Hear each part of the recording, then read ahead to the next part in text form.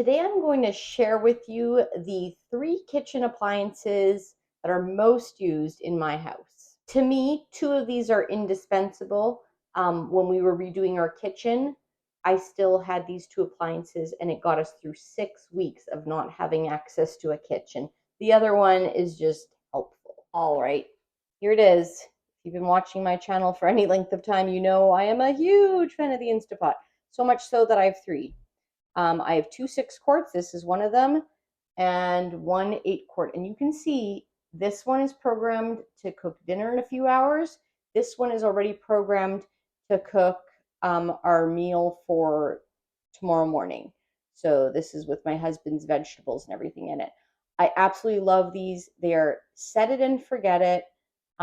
It allows me to make tons of one-pot meals. It is absolutely what keeps us able to sustain this lifestyle. Otherwise, I would be in the kitchen all day. I'm already in the kitchen quite a lot, but really this makes it that you can put on a pot of rice or even a full meal in literally 2 or 3 minutes, as long as it takes to microwave a TV dinner. So love those. This is my next most used appliance that when we were redoing our kitchen, I did not live with. So I love the microwave for cooking potatoes and steaming vegetables in, particularly like the Walmart steam in the bag ones. And sweet potatoes in particular, orange sweet potatoes are great in there. I have a video on the channel sharing. That's my favorite way to cook the orange ones. My one son loves russet or Idaho potatoes cooked in the microwave, so I do that for him.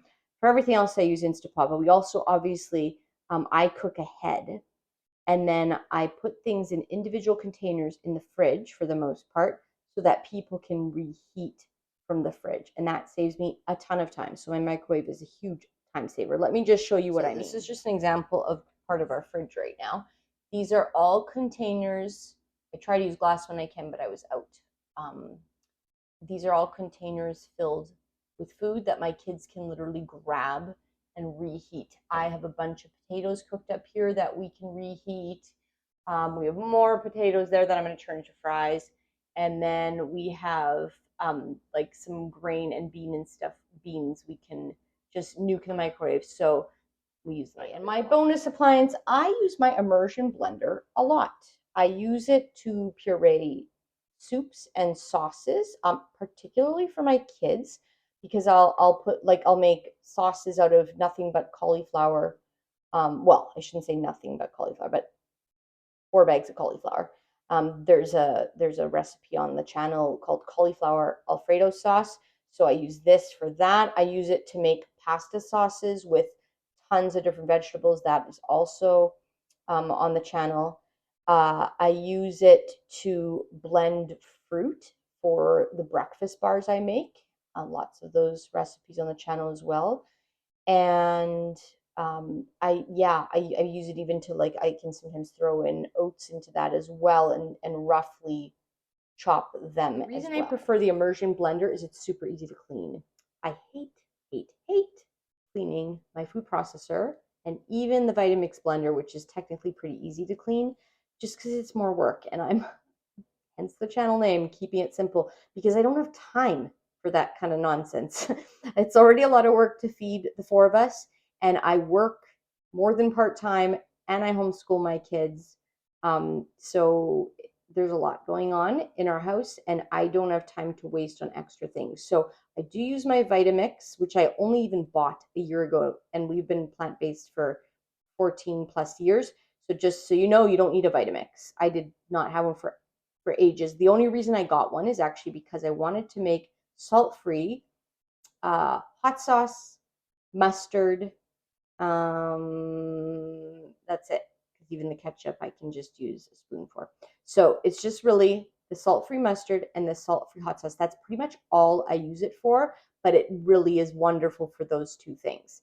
And my husband loves eating the salt-free mustards and hot sauces I make him, and he uses a ton of condiments, and he's willing to go salt-free, so I'm willing to do that for him. We got it used on Facebook Marketplace, so it was a pretty good deal.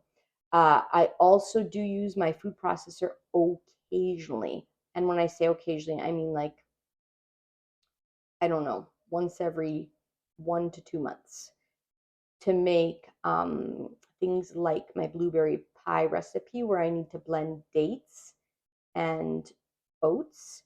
I also do use it to make banana ice cream. So in the summer, I guess I use it more often. It works better than anything else I find to make banana ice cream. And I use it to make bean burgers. So very few things.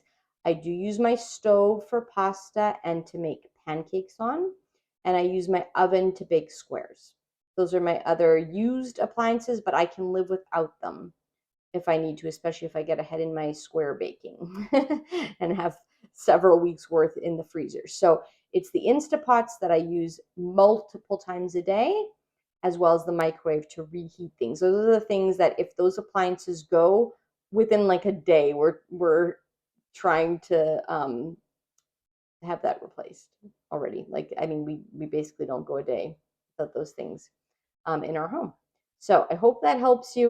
Everybody's unique in what makes their kitchen most effective and efficient for them, but those appliances are definitely my most used and most relied on to as tools for keeping this lifestyle simple.